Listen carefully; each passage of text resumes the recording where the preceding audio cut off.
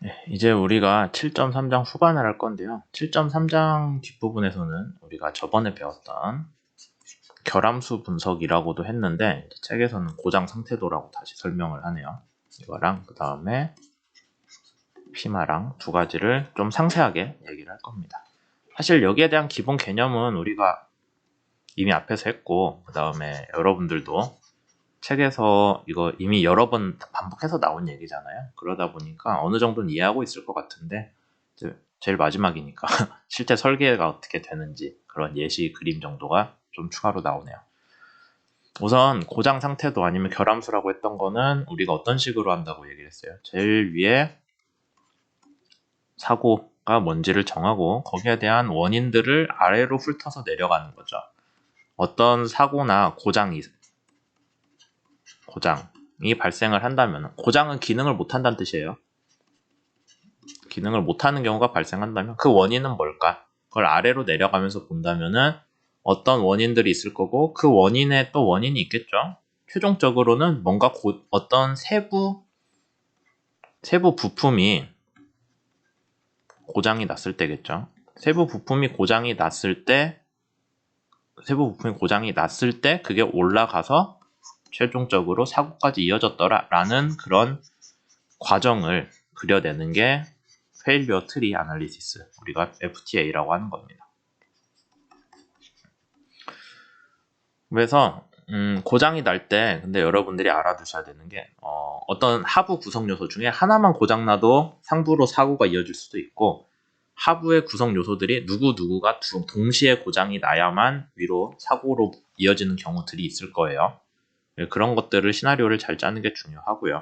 그 다음에 최상부 사건, 우리가 탑 이벤트라고 하는 거는 뭐 책에서 예제를 드린 거는 어떤 유형의 사고인지, 뭐 화재라거나 어디서 발생하는 사고인지, 그 다음에 언제 어떤 상황일 때 일어나는 사고인지를 먼저 정해서 이게 최상부 사건이 된다라고 얘기를 하고 있죠. 그 밑에서 이제 다른 육하 원칙의 나머지 3개 요소는 고장 상태도를 아래로 내려가다 보면은 우리가 정하는 내용이다 라고 얘기를 합니다. 그건 예시를 보면은 쉽게 이해가 될 거예요.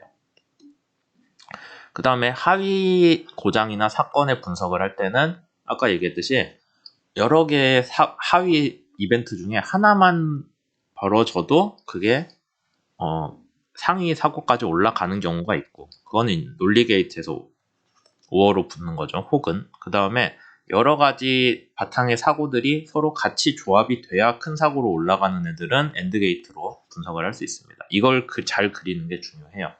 그리고 제일 아래로 내려서 서로 상호작용 없이 독립적이고 여러분들이 발생 빈도나 고장률 계산이 가능한 수준까지 내려오는 게 베이직 이벤트가 됩니다. 그러니까 베이직 이벤트 여러 개들이 서로 논리 게이트로 엮여가지고 쭉 올라가다 보면은 탑 이벤트까지 가는 게 페일리어 트리 아날리시스의 기본 구성이겠죠. 거기 사용되는 논리 연산자는 아까 얘기했듯이 오어 게이트, 둘 중에 하나만 문제더라도 출력이 생기는 거, 그 다음에 사고로 이어지는 거, 엔드 게이트 여러 개가 합쳐져야 사고로 이어지는 그런 것들을 주로 그리셔야 되고요. 그 외에 뭐 이제 이것저것 사고 같은 것들 쓰는 것들은 그렇게 중요하진 않기 때문에 그냥 뒤에서 넘어가겠습니다. 근데 뒤에 있는 예시도 엔드랑 오어 게이트 얘기밖에 없어요. 그래서 나머지 뭐 입력 사건이나 이동 기호는 글쎄요, 책에서 예시를 보여주진 않는 것 같네요. 사실 이 방화수 시스템에 대한 고장 상태분 FTA는 우리 수업 초반에 했었거든요. 제가 얘기하면 아마 기억날 거예요. 화재 소화수가 안 나오는 상황이 있어요. 불이 났는데 소화수가 안 나오는 사고죠. 원래는 기능을 해야 되는데 안 하니까. 그 원인을 생각을 해보면은 어떤 시스템들이 문제인데, 하나는 아까 우리 소화수 얘기했으니까 소화수로 물을 공급해주는 디젤 엔진 쪽 시스템이 고장이 나고 디젤 엔진을 통해서 구동되는 펌프가 물이 안 나오고, 그 다음에 전기로 돌아가는 펌프가 물이 안 나오고, 둘 중에 하나만 나오면은 소화수가 공급이 될 텐데 둘 다 고장이 나야 소화수가 안 나오겠죠. 따라서 여기는 엔드 게이트가 들어갑니다. 그러면 디젤 엔진 쪽 라인은 우리가 앞에서 신뢰도 다이어그램 그렸을 때 디젤 엔진이 들어가고요. 그 다음에 펌프가 들어가고요. 그 다음에 밸브가 들어갔잖아요. 이거 셋 중에 하나라도 고장나면은 디젤 엔진을 통해서 물이 안 나오겠죠. 디젤 엔진 라인을 통해서. 그래서 오어 게이트가 붙어요. 엔진이 고장났거나 펌프가 고장났거나 밸브가 고장났거나 셋 중에 하나만 고장나도 우리가 디젤 엔진을 통한 소화수 공급 라인이 죽게 됩니다. 외부 전력을 통한 펌프도 똑같겠죠? 셋 중에 하나 고장나면은 물이 안 들어오기 때문에 서브 시스템 2가 죽었다라고 우리가 표현할 수가 있죠. 여기서 여기는 오어 게이트 들어갔다는 거 알아두시면 됩니다. 그러니까 이 라인에서 얘네랑 얘네는 서로 병렬로 나와서 도와주는 애들이기 때문에 병렬로 있기 때문에 하나가 죽어도 나머지 하나가 굴러가면 괜찮아요. 근데 하필이면 둘 다 죽으면은 소화수가 안 나오는 문제가 있고, 그 다음에 거꾸로 짚어 내려가다 보면은 펌프가 죽었다고 칩시다. 그럼 펌프는 왜 죽을까요? 아까 우리가 펌프 시스템 두 개라고 했잖아요. 디젤 엔진에 걸려있는 펌프가 펌프 1, 펌프 2로 나눈다고 했잖아요. 둘 중에 하나 죽으면은 펌프 라인이 신뢰도 다이어그램 보면은 죽게 되어 있죠. 그 다음에 또 펌프도 구성 요소를 보자면은 또 여러 가지 부품으로 나뉠 거예요. 그럼 그 부품들이 언제 고장이 났냐를 가지고 엔드나 오어 게이트로 더 치고 내려갈 수도 있겠죠. 그래서 여러분들이 이런 식으로 전체 시스템을 더 아래로 내려가 가지고 이게 실제로 어디까지 우리가 해석이 가능하구나 라는 거를 이제 여러분들이 제안을 하는 게 FTA에서 주로 다루는 일이 됩니다. 이거를 이제 단순히 이렇게 쓰지 않고 요즘에 많이들 사는 디지털 트윈 같은 거, 요 서브 시스템 아래 어디까지 가가지고 얘네들을 구현을 하고 걔네들의 고장률을 분석을 할지, 그런 게 요새 설계에서 많이들 얘기를 하고 있는 거죠. 그래서 그걸 가상현실에 구현을 해가지고 우리가 뭐 눈으로 본다거나 아니면은 그 구성 요소들끼리 서로 상호작용을 시뮬레이션 한다거나, 그게 요새 많이 얘기하는 디지털 트윈의 주요 연구 내용 중에 하나이긴 합니다.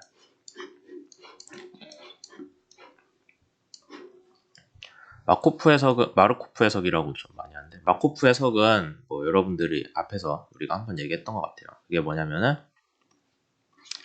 시스템이 어떤 상태에서 다른 상태로 넘어가는 확률을 보는 거죠. 정상에서 고장으로 넘어가는 확률이 있다고 칩시다. 그럼 우리가 그거 어떻게 봐요?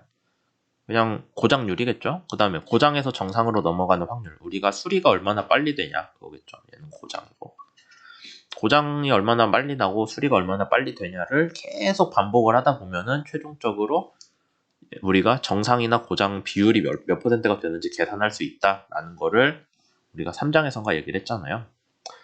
여기서도 비슷한 얘기를 다시 합니다. 그래서 펌프 두 개 중에 두 개가 다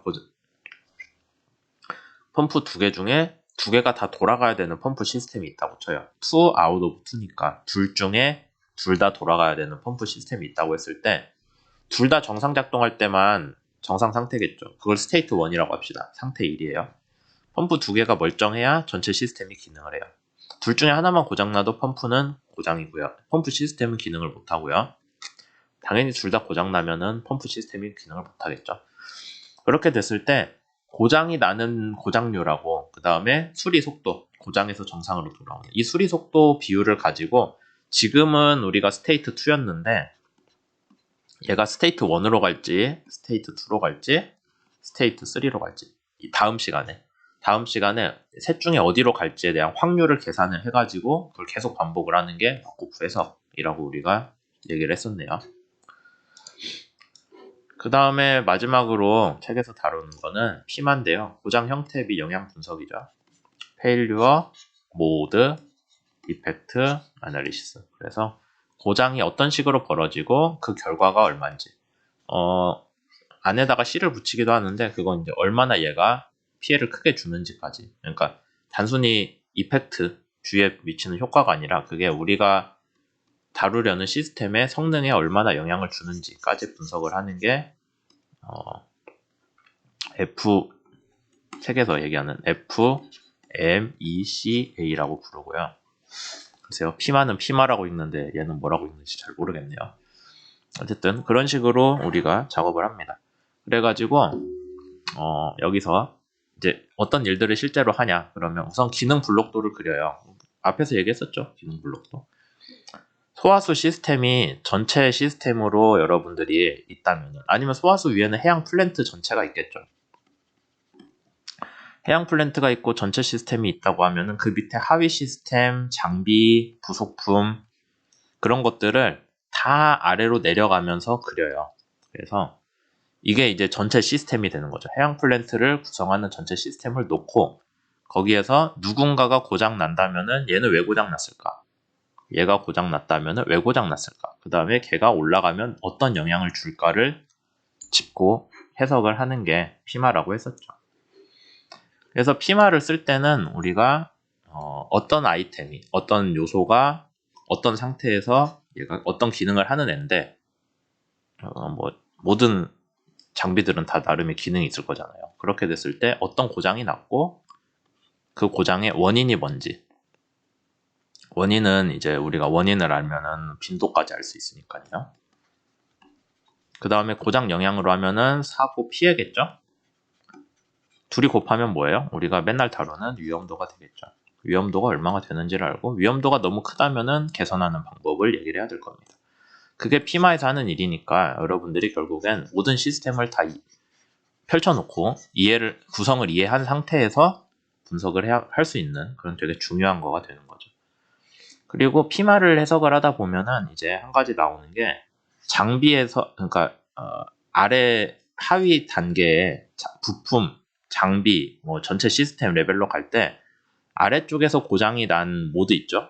고장이 났다면은 그거는 위쪽에 원인으로 또 들어갈 수 있습니다. 사실 이게 뭐 무슨 소리야 싶긴 한데 이미 앞에서 우리가 결함수 분석했을 때 했었죠. 아래 게 고장 나면은 그게 위로 퍼져 올라가는 시나리오들이 생기잖아요. 그걸 감안을 해가지고 고장 모드를 분석을 해야 된다라는 얘기를 책에서 하고 있습니다. 그래서 여기까지 해가지고 이제 우리 책 7장까지 내용이 다 끝났어요. 우리 책은 이제 위험도나 아니면 그런 쪽 위주로 가는 거고 해양 플랜트 자체를 막 모든 것들을 다 소개하려고 하지는 않았죠. 제가 생각해도 해양 플랜트 자체를 이해하는 것보다는 해양 플랜트에서 해양 플랜트에서 집중해서 보는 뭐 위험도나 신뢰도나 그런 개념들이 사실 우리 학과에서 이런 역학 쪽을 주로 다루는 그런 설계하고는 좀 거리가 있잖아요. 여러분들이 지금까지 배워봤으니까 한 학기 동안.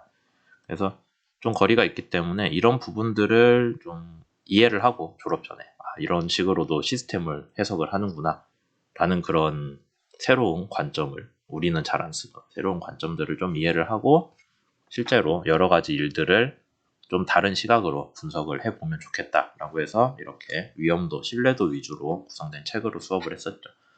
일단 한 학기 동안 뭐 이것저것 얘기들은 많이 했는데 이걸 바탕으로 좀 다른 분야에서, 그러니까 꼭 해양 플랜트뿐만 아니라 해양 플랜트 산업은 좋지, 요새 시황이 좋은 것 같지는 않으니까 다른 분야들에서도 여기서 배운 신뢰도나 위험도 얘기를 잘 끌어다가 쓸 수 있었으면 좋겠습니다. 그럼 수업은 여기까지 할게요.